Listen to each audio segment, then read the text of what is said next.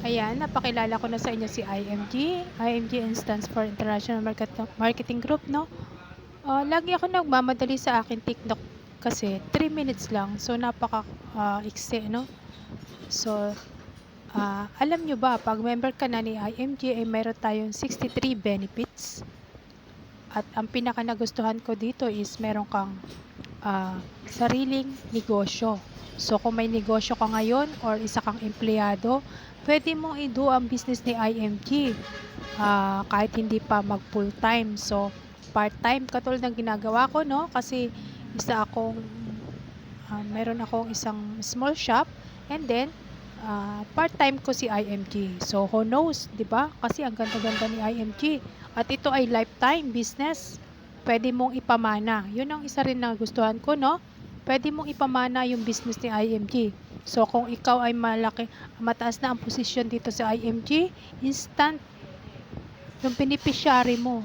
Kung anong posisyon ang naiwan mo sa IMG, yun yung posisyon agad ng iyong beneficiary. Kung sino man yun, anak mo man yun or asawa mo or mama mo, di ba? Or mga kapatid mo. Kung sino ang inilagay mong beneficiary sa IMG. So, may papamana mo yung posisyon mo.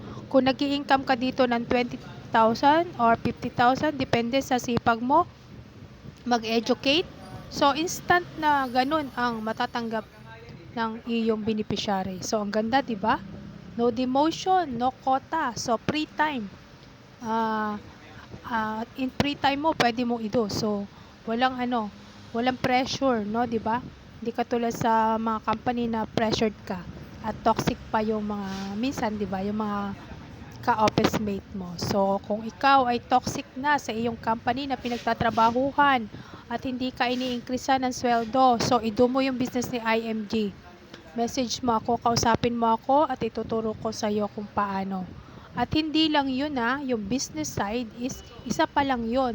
We have 63 benefits. At ang pangalawa na gustuhan ko, yung sa mutual funds. You can direct access sa mutual funds.